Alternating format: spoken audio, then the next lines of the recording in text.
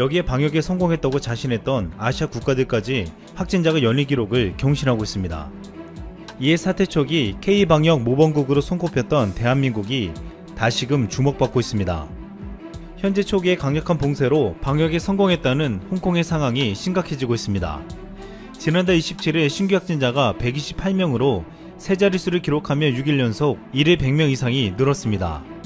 지난달 31일에는 149명의 신규 확진자가 나와 역대 최다 기록을 세웠습니다. 이 때문에 홍콩은 모임 인원수를 4명에서 2명으로 제한하는 등 엄격한 사회적 거리두기 조치를 취하고 있지만 현재 상황은 걷잡을 수 없이 악화되고 있습니다. 베트남에서도 다낭발 지역 감염이 확산되고 있습니다. 베트남은 초기에 무리할 정도로 봉쇄 정책을 펼쳤고 중국과 인접해 있는데도 100일 가까이 확진자가 나오지 않아 청정국이라 불리며 방역 모범국으로 평가받았습니다. 하지만 최근 다낭을 중심으로 확진자가 급증하면서 그동안 봉쇄를 통한 방역이 한순간에 뚫린 게 아니냐는 말이 나오고 있습니다.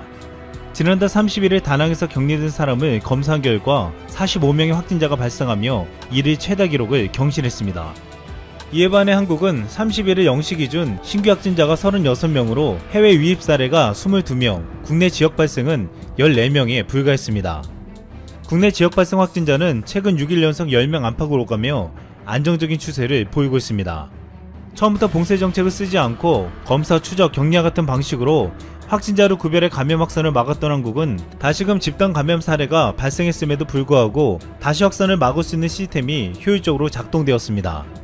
이로 인해 K방역은 초기보다도 2차 유행이라 불리는 최근에 더욱 힘을 발휘하고 있다고 보고 있습니다.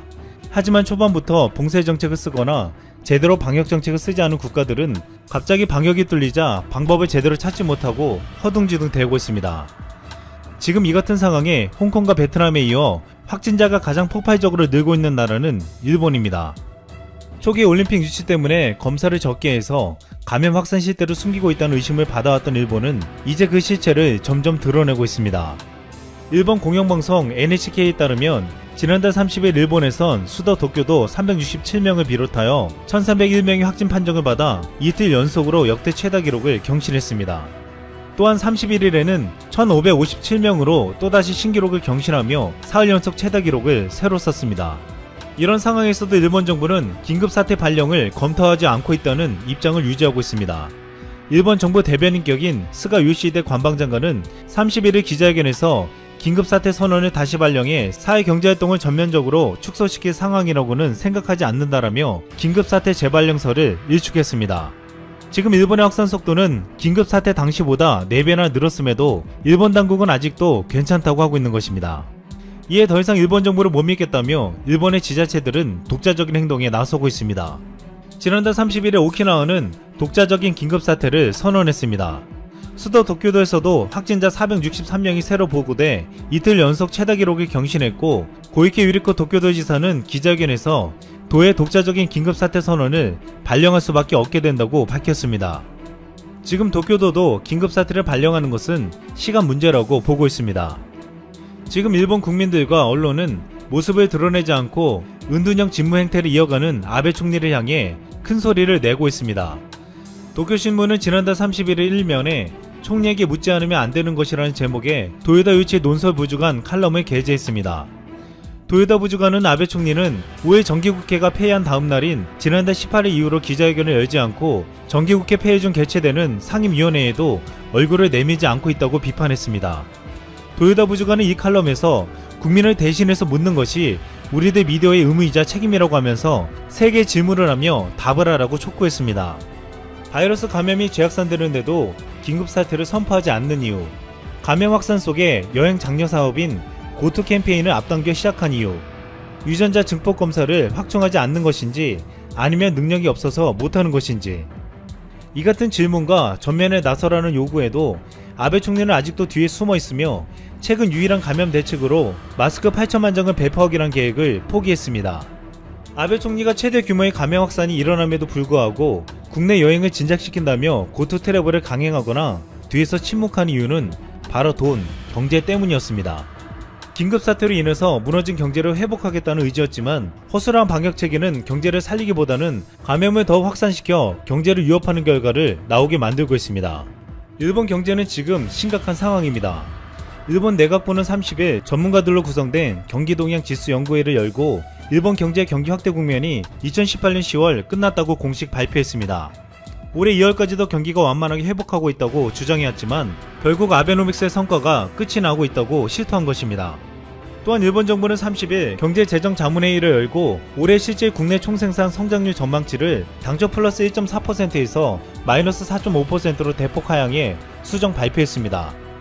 일본 정부는 2021년 GDP 성장률과 관련 3.4% 성장할 것으로 전망했지만 감염병 사태로 인해서 마이너스 4.5%로 전망치는 하락한 것입니다. 이 와중에 OECD에서 바이러스 확산 시나리오별 경제성장 전망 그래프가 화제가 되고 있습니다. 우리나라는 감염병 충격이 한 번 왔을 때 GDP가 마이너스 1.2%로 예측됐고 감염병 충격이 두 번 왔을 때 GDP가 마이너스 2.5% 하락하는 것으로 집계되었습니다. OECD 국가에서는 한국은 단연 1등이었고 2등 호주와 비교해도 압도적이었습니다. 세계 경제 선봉에 있는 미국과 독일은 최악의 성장률을 보이며 충격을 주고 있습니다. 지난달 30일 미국은 2분기 GDP 성장률이 마이너스 32.9%를 기록했다고 발표했고 독일의 2분기 경장 성장률은 연율 한산으로 마이너스 34.7%를 기록했습니다. 또한 2분기 유로존 성장률은 연율 기준 마이너스 40%로 예측되었고 인도는 마이너스 40%, 브라질은 마이너스 51%로 보는 등 각국은 최악의 실적을 피해가기가 어려워지고 있습니다. 이런 상황에서 한국은 올 2분기 마이너스 3.3%의 경제 성장률을 기록하며 연율로 따져도 마이너스 12.7%였습니다. 한국의 올해 2분기 성적표는 외환위기 이후 22년 만에 가장 낮은 성장률을 보였지만 다른 글로벌 주요 경쟁국들에 비하면 가장 선방한 성적이었습니다. 결국 한국은 모범적인 K방역으로 감염의 확산을 막는 동시에 경제적 타격도 가장 효과적으로 막아냈습니다.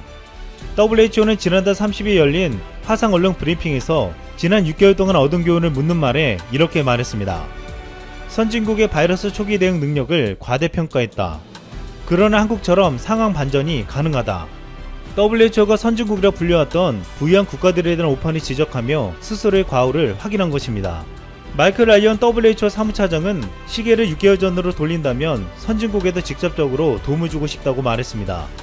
이마리아 판케르코오버 WHO 신종질병팀장은 한국의 사례에서 보듯 발병 상황을 반전시키고 바이러스를 억제하는 것이 가능하다고 강조했습니다. WHO의 전문가들은 바이러스에 무너진 선진국들의 희망이 한국이라며 한국을 보라고 말한 것입니다. 감염병 사태 위기에서 강한 한국의 힘은 더욱 빛을 발하고 있습니다.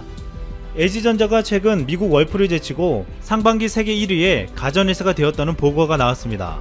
감염병의 여파에도 불구하고 시장의 전망을 넘는 실적을 올린 것입니다. LG전자는 올 2분기 매출액 12조 8,338억 원, 영업이익 4,954억 원을 기록했습니다.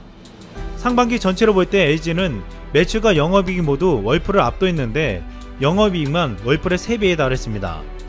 또한 지난달 31일 인도에서 한국어가 정규 교육과정의 제2외국어로 채택되었다는 소식이 전해졌습니다. 인도의 반중 정서 때문에 중국어는 제외됐다고 했습니다. 제2의 중국이라 불리는 거대한 인도 시장에서 한국은 최근 인도에서 불고 있는 중국 불매운동으로 인해 반사이익을 얻고 있습니다. 중국산 스마트폰이나 가전을 대체해 삼성과 LG 제품이 불티나게 팔리고 있는 것입니다. 지난달 30일 OECD가 발표한 지난해 명목 GDP와 올해 명목 GDP 성장률 전망을 종합한 결과 한국 순위가 기존 10위에서 8위로 뛰어오르는 것으로 집계되었습니다. 지난해 8위에서 11위로 내려간 지 1년 만에 복귀하는 것입니다. 많은 전문가들은 이번 팬데믹은 쉽게 끝나지 않을 것이라고 전망하고 있습니다. 이 때문에 이번 위기에 대처하는 방식은 향후 세계 질서를 바꿔놓을 수도 있다고 보고 있습니다.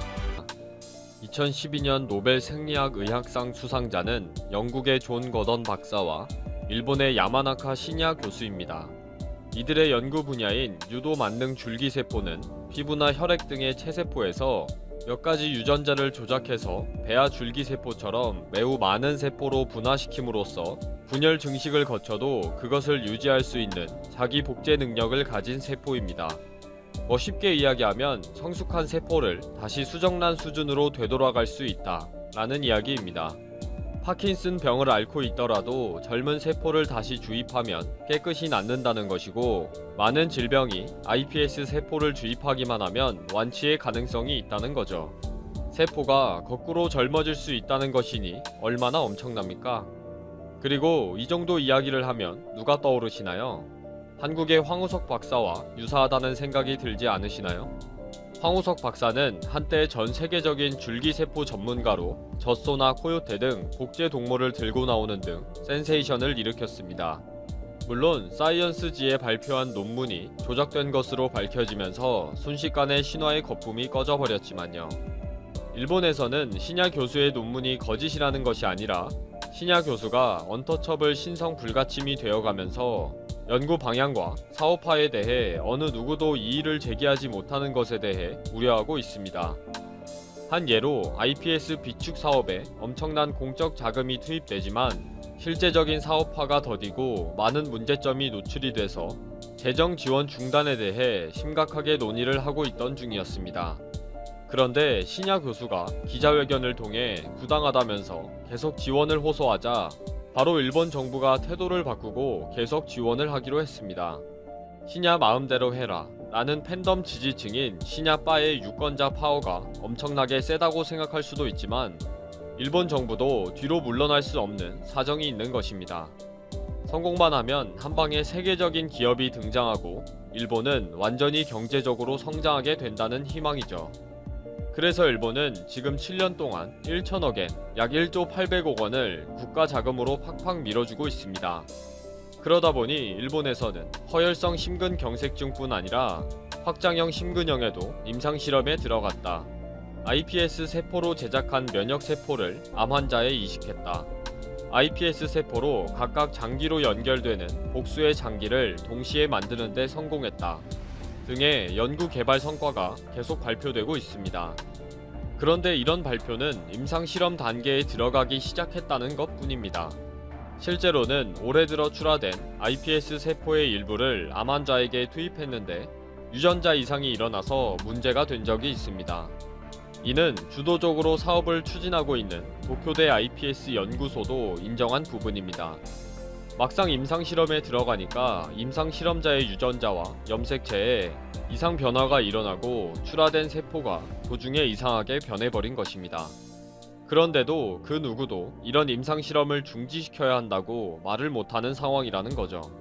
그런데 사실 상대적으로 노벨상 공동수상자인 존 거던 교수의 영국에서는 아무런 개발이 이루어지지 않고 있다는 것입니다. 국책 사업화는커녕 더 깊은 연구 개발과 임상실험과 사업화 등 아무런 움직임이 없습니다. 노벨상을 받았을 때의 연구 업적은 단지 하나의 발견일 뿐이며 그것은 생물학의 기초 중의 기초일 뿐이라는 거죠. iPS 세포가 세포 이식을 함으로써 치료가 된다든지 하는 임상에 적용하려면 작업의 표준화와 품질 보증 등의 큰 장벽이 있다는 사실을 영국에서는 인식하고 있습니다. 그래서 국제적인 과학 잡지인 네이처도 성급한 임상실험과 사업화에 비판을 가하고 있습니다. 척추 부상에 대한 일본의 줄기세포 치료 승인을 과학자들은 우려하고 있다 라는 거죠. 일본의 이런 조급함을 이해하지 못하는 것은 아닙니다. 일본은 전자산업과 통신산업, 조선산업, 철강산업까지 세계에서 경쟁력을 잃어버린 지가 아주 오래전이기 때문입니다.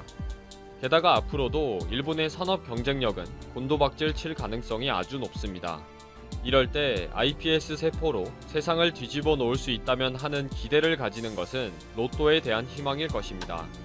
그런데 지금 전 세계의 의학 전문가들도 이해를 못하는 몰빵 투자로 이제는 임상실험 피해자가 나오고 있습니다.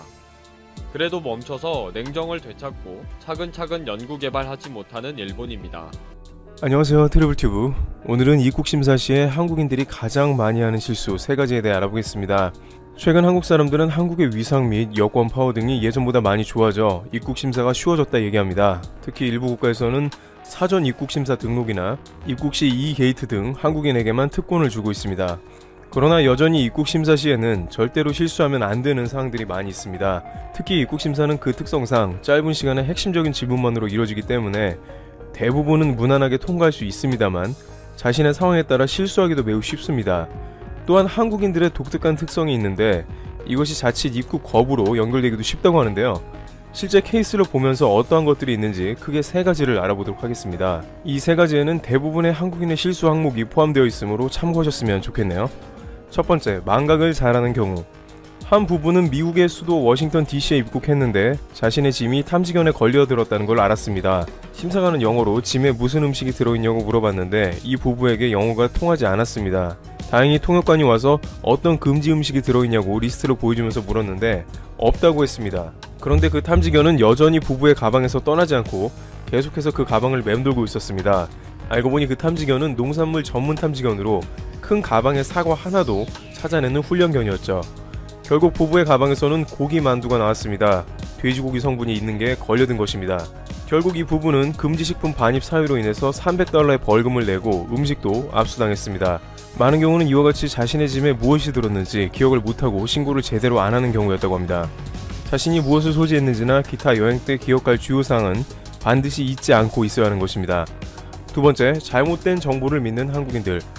다음은 주변에서 잘못된 소문을 듣고 그것을 적용해 입국심사대에서 답을 했다가 낭패본 실제 케이스인데요. 괌은 입국 시 자체 비자로 에스타도 굳이 필요 없는 곳인데요. 처음엔 그렇게 잘 알고 있던 A씨는 괌 입국을 얼마 안 남기고 갑자기 모 여행 카페에서 답글이 달린 것을 보고 엄청난 멘붕에 빠져버리게 됩니다. 왜냐하면 괌은 무조건 에스타를 받아야 안전하다는 답변을 누군가 달았기 때문인데요. 곧 출국해야 하는 A씨는 급하게 에스타를 신청했지만 에스타는 A씨 예상대로 거절이 되고 말았습니다. 과거에 자신이 젊었을 때 미국 비자 거부가 난 적이 있어 애초에 에스타를 신청 안 한 게 옳았던 것입니다. 그런데 A씨는 에스타 거부 시에는 무조건 미 대사관에 가서 여행 비자인 B 비자를 받아야 함을 몰랐던 것입니다. 그것은 괌이라도 마찬가지였는데요. A씨는 괜찮겠지 하고 출국했다가 괌에서 입국 거부를 당하게 됩니다. 다른 사람이 알려준 중요 여행 정보를 쉽게 믿으면 안 되고 그것이 진짜인지 다시 한번 확인해야 하는 것이죠.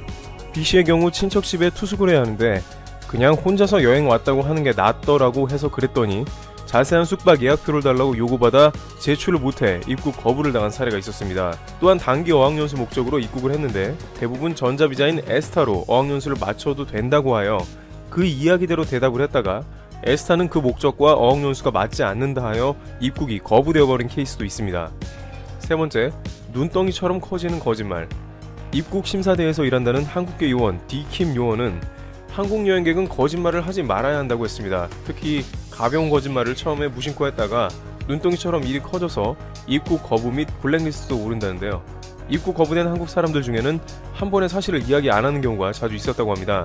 그런데 대답하는 사람이 LA 친구 집에서 3달 지내다가 올 생각인데 그렇게 대답하면 입국심사관이 싫어할까봐 2주 정도만 여행할 것이라고 답을 한 것입니다. 입국심사관은 어디에서 묵을 거냐고 얘기했고 친구네 집에서 지낼 것이라고 대답했습니다. 뭔가 이상하게 여긴 입국심사관은 친구와 연락을 했는데 미국에 거주하는 그 친구는 여행 온 친구가 3달 정도 머물 것이라고 있는 그대로 심사관에게 이야기한 것입니다. 추후 리턴 티켓도 확인해 보니 3달 뒤로 되어 있었던 것입니다. 결국 미국 여행을 왔던 이 한국인은 입국 거부가 된 실제 케이스가 있었습니다.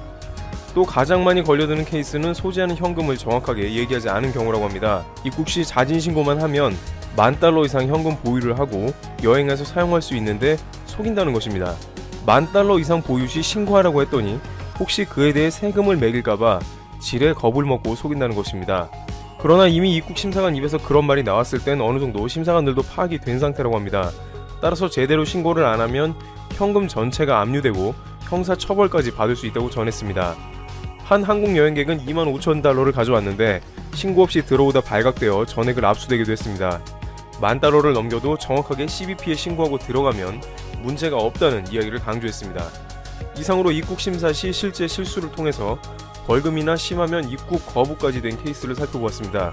여행가는 해당 국가의 특성에 따라서 입국심사 때 실수할 사항이 없는지 면밀하게 살피는 게 필요할 것 같습니다.